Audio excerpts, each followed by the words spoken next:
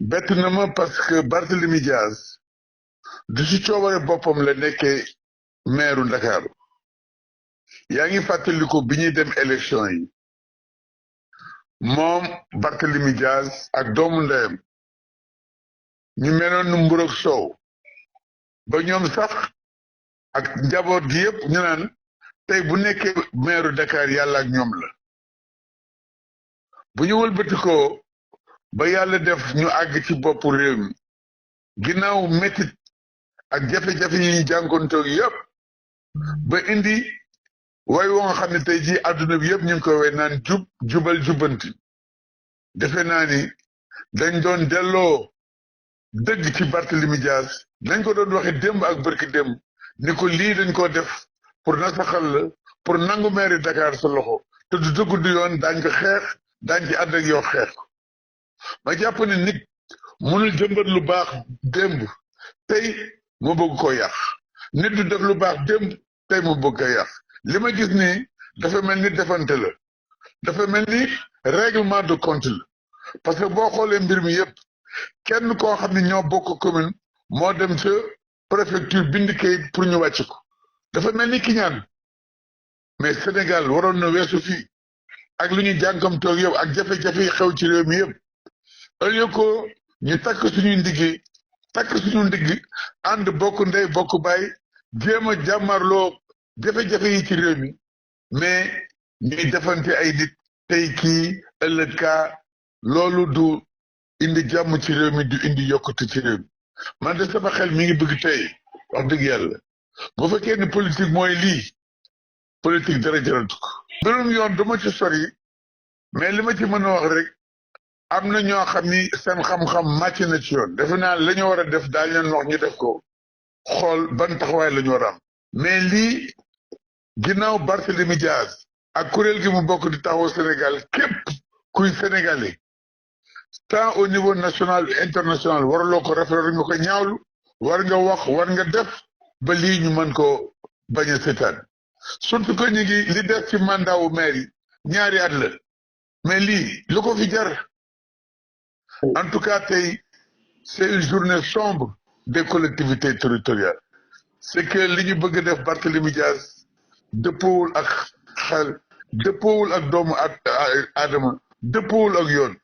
du lu rafet du lu jekk du lu may rafet lu aussi ce qui est reproché à Barthélemy Diaz lorsque nous étions ensemble dans les Yewwi Askan Wi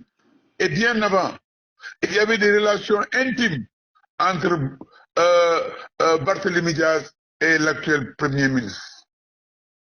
et à l'époque nous dénoncions tous cette injustice contre Barthélemy Diaz. Ils ont été les précurseurs, les initiateurs. Ils ont beaucoup contribué à la candidature de Barthélemy Diaz et à son succès à la tête de la ville de Dakar.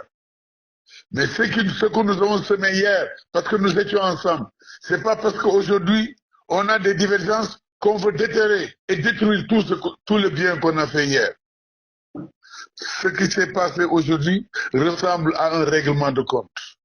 Et en politique, il faut éviter, même dans la vie de façon générale, le règlement de compte n'est pas quelque chose à encourager. Je suis à la limite même déçu. Je suis vraiment très déçu de ce qui se passe, de ce que j'ai entendu.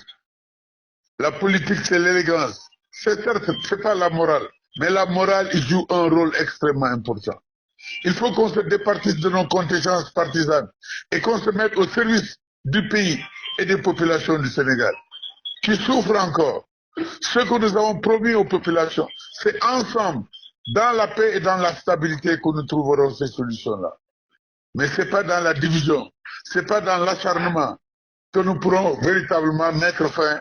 à tous ces problèmes qui secouent notre pays. Dans le discours, on l'entendait, mais c'est un citoyen de sa commune qui a été à l'initiative de telles décisions, pour montrer véritablement les relents de cette décision. Mais c'est inacceptable.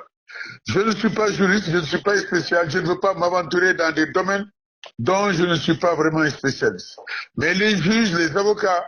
que nous avons vont aujourd'hui prendre en charge cette question pour qu'on puisse arriver véritablement à une situation heureuse et permettre à Barthélémy Diaz, qui a commencé, qui a abattu un excellent travail à la tête de la ville de Dakar, de poursuivre son mandat. Nous sommes à 2 ans des élections locales.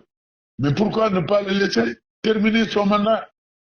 et montrer l'élégance en politique? Quand j'ai lu dans la presse que c'est un citoyen de sa commune qui allait déposer au niveau de la préfecture cette lettre demandant sa radiation du conseil municipal. Mais c'est un règlement de compte, c'est pas autre chose. C'est une dictature. Vraiment, c'est une journée sombre de la démocratie.